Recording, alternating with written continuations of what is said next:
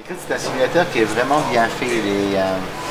Dans le sens que la grandeur de l'écran couvre le champ de vision du pilote habituel, ce qui nous donne une impression beaucoup plus réaliste du vol réel. On a aussi le fait qu'on a reproduit l'habillage ou l'habitacle de l'appareil plus exactement.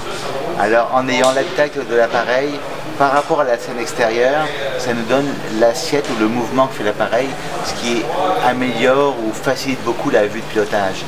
Si on a un simulateur où on ne reproduit pas ça, on voit juste dehors, on ne se rend pas bien compte de la hauteur ou du mouvement que fait l'appareil, mais là grâce au dessin de la cabine, on est capable d'avoir notre assiette, ce qui est beaucoup plus facile.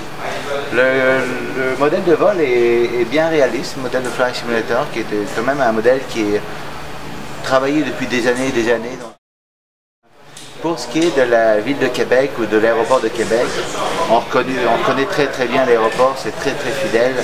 On a les vraies images des bâtiments, on a les vraies routes qui sont dessinées au sol.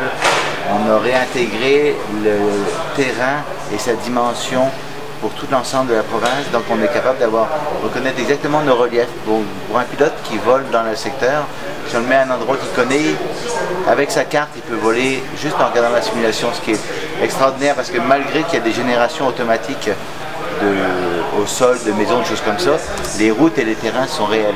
Et les lacs aussi sont réels.